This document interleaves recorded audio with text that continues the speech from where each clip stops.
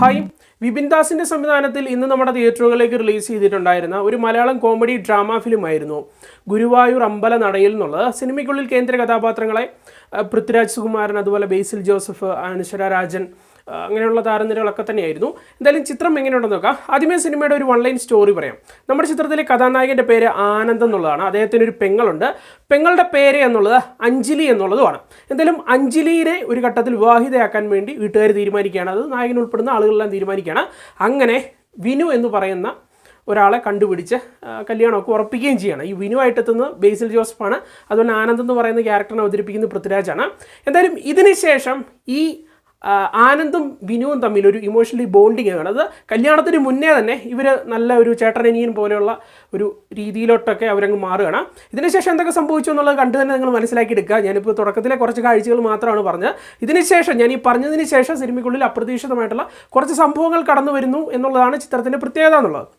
ഇനി ഈ ഒരു സിനിമ എങ്ങനെയുണ്ടെന്ന് ചോദിച്ചു കഴിഞ്ഞാൽ നിങ്ങൾക്ക് വലിയ കഥയും കാര്യങ്ങളൊന്നും വേണ്ട, മറിച്ച് കുറച്ച് ചിരിച്ചാലൊക്കെ മതി. കുടുംബമൊക്കെ ആയിട്ട് പോയിരുന്ന് കാണുകയും ചെയ്യണം, ചിരിക്കുകയും ചെയ്യണം എന്നൊക്കെയാണ് നിങ്ങളുടെ ആഗ്രഹമെങ്കിൽ നിങ്ങൾക്കൊന്ന് ട്രൈ ചെയ്ത് നോക്കാൻ സാധിക്കുന്ന ഒരു സിനിമ തന്നെയാണ് ഗുരുവായൂർ അമ്പല നടയിൽ എന്നുള്ളത്. കാരണം ഈ സിനിമയുടെ കഥ എന്ന് പറയുന്നത് വലിയ സംഭവമാണ് എന്നൊന്നും പറയാൻ സാധിക്കില്ല.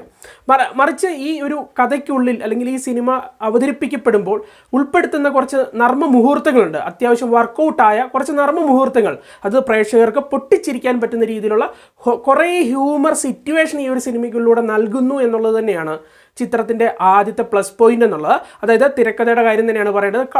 അത്യാവശ്യം വർക്കൗട്ട് ആകുന്ന രീതിയിൽ തന്നെ, അല്ലെങ്കിൽ നമുക്ക് കേട്ട് കഴിയുമ്പോഴത്തേക്കും ക്രിഞ്ചോ ആ ഒരു ക്രിഞ്ച് ഫീലിലോട്ടോ അല്ലെങ്കിൽ ഇത് എന്തൊട്ട് വളിപ്പാണ് എന്നൊന്നും പ്രേക്ഷകരെ ചിന്തിപ്പിക്കാതെ പറയുന്ന സാധനങ്ങൾ പ്രേക്ഷകർക്ക് കണക്റ്റ് ആകുന്നു, ചിരിക്കുന്നു. ആ ഒരു രീതിയിലുള്ള ഒരുപാട് എഴുത്തുകളൊക്കെ നിങ്ങൾക്ക് ഈ ഒരു സിനിമയിൽ കാണാൻ സാധിക്കും, അല്ലെങ്കിൽ ഒരുപാട് സിറ്റുവേഷൻസ് ഒക്കെ കാണാൻ സാധിക്കും.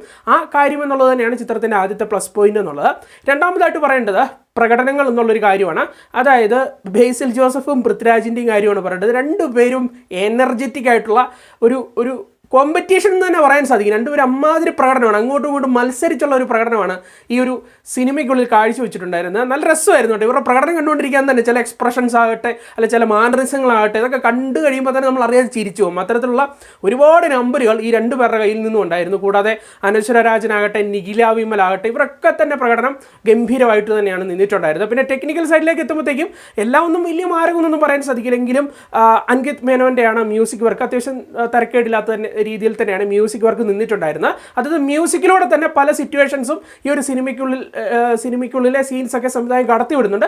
തീർച്ചയായിട്ടും മ്യൂസിക് അത്യാവശ്യം ഡീസൻ്റ് ആയിട്ട് തന്നെയാണ്, അത്യാവശ്യം എൻ്റർടൈൻ ചെയ്യിക്കുന്ന രീതിയിലൊക്കെ തന്നെയാണ് നിന്നിട്ടുണ്ടായിരുന്നത്. ചിത്രത്തെ മൊത്തത്തിൽ പറയുമ്പോഴത്തേക്കും ഞാൻ ആദ്യമേ പറഞ്ഞില്ലേ, വലിയ കഥയുള്ള സിനിമയാണെന്ന് പറയാൻ സാധിക്കില്ല. ഇപ്പോൾ ഇതിൻ്റെ ഒരു ഗ്രാഫ് പരിശോധിക്കുകയാണെങ്കിൽ എന്നിലെ പ്രേക്ഷകന് ഫസ്റ്റ് ഹാഫ് എന്നുള്ള അത്യാവശ്യം ഇമ്പ്രസീവ് ആയിട്ട് തോന്നി. അതായത് തുടക്കത്തിലൊക്കെ തന്നെ സംവിധായകൻ്റെ പേരെഴുതി കാണിക്കുന്നതിന് തൊട്ട് മുന്നേക്ക് ഒരു ടേണൊക്കെ കൊണ്ടുവെക്കുന്നുണ്ട്. എൻ്റെ പൊന്നോ, ഒരിക്കലും പ്രതീക്ഷിച്ചില്ല സിനിമ ആ ഒരു ട്രാക്കിലേക്കാണ് പോകുന്നതെന്ന്. അപ്പം ആ ഒരു ടേണൊക്കെ കൊണ്ടുവച്ചു, നല്ല രസമായിരുന്നു. അതിനുശേഷം ഒരു ആകാംക്ഷ ഉണ്ടായിരുന്നു. ആ ടേൺ എന്നുള്ളത് അത്യാവശ്യം ആകാംക്ഷ സൃഷ്ടിക്കുന്നതാണ്, അല്ലെങ്കിൽ മുന്നോട്ട് എന്തൊക്കെയായിരിക്കും സംഭവിക്കുക എന്നുള്ള ഒരു ആകാംക്ഷ. പക്ഷേ അത് മുന്നോട്ട് കണ്ടുകൊണ്ടിരിക്കുമ്പോഴത്തേക്ക് ആകാംക്ഷ കുറഞ്ഞ് നമുക്ക് ഏകദേശം കാര്യങ്ങൾ പിടികിട്ടി. അതായത് ഈ ട്രാക്കിലൂടെയാണ് ഇനി സിനിമ പോകുന്നത്, ക്ലൈമാക്സിൽ വരുമ്പോൾ ഇങ്ങനെയൊക്കെ ഒരു എൻഡിങ് ആയിരിക്കും എന്നൊക്കെ ഉള്ളൊരു പിടി നമുക്ക് കിട്ടുമല്ലോ. അപ്പോൾ ആ ഒരു രീതിയിലുള്ള ഒരു സെറ്റപ്പാണ്. അത് ഫസ്റ്റ് ഹാഫ് പോലെ തന്നെ കുറച്ചുകൂടി ഇമ്പ്രസീവ് ആക്കാമായിരുന്നു സെക്കൻഡ് ഹാഫ് എന്നുള്ളതാണ് എൻ്റെ ഒരു അഭിപ്രായം. പിന്നെ നിങ്ങൾക്കറിയാം, വിപിൻ ദാസ് അദ്ദേഹത്തിൻ്റെ ജയ ജയ ഹേ എന്ന് പറയുന്ന സിനിമയ്ക്ക് ശേഷമുള്ള അടുത്ത ചിത്രമാണ്. അപ്പോൾ ആ ഒരു ലെവലിൽ എത്തിയിട്ടുണ്ടോ എന്ന് ചോദിച്ചു കഴിഞ്ഞാൽ എൻ്റെ ഒരു അഭിപ്രായത്തിൽ ജയ ഹേയുടെ ആ ഒരു ലെവലിലൊന്നും എത്തിയിട്ടില്ല. എങ്കിലും ഒരു ഹ്യൂമറൊക്കെ നിറഞ്ഞ, കോമഡിയൊക്കെ നിറഞ്ഞ, പൊട്ടിച്ചിരിക്കാൻ സാധിക്കുന്ന കുറേ മൊമെൻറ്റ്സ് ഒക്കെ നൽകുന്ന ഒരു സിനിമ കാണണമെന്ന് ആഗ്രഹിക്കുന്നവർക്ക് ഒന്ന് കണ്ടിരിക്കാൻ സാധിക്കുന്ന ഒരു സിനിമയാണ്. നമ്മുടെ റേറ്റിംഗ് ഒന്നും നോക്കണ്ട, നിങ്ങളൊന്ന് ട്രൈ ചെയ്ത് നോക്കുക. എന്തായാലും ഈ ഒരു സിനിമയ്ക്ക് ഒരു 6.5 ഔട്ട് ഓഫ് 10 ആണ് നൽകുന്നത്. 10/5. കണ്ടവർ അഭിപ്രായങ്ങളൊന്ന് കമൻറ്റ് ബോക്സിൽ പങ്കുവച്ചേക്കുക. മറ്റൊരു സിനിമയുടെ വിശേഷമായിട്ട് കാണാൻ ടാറ്റ.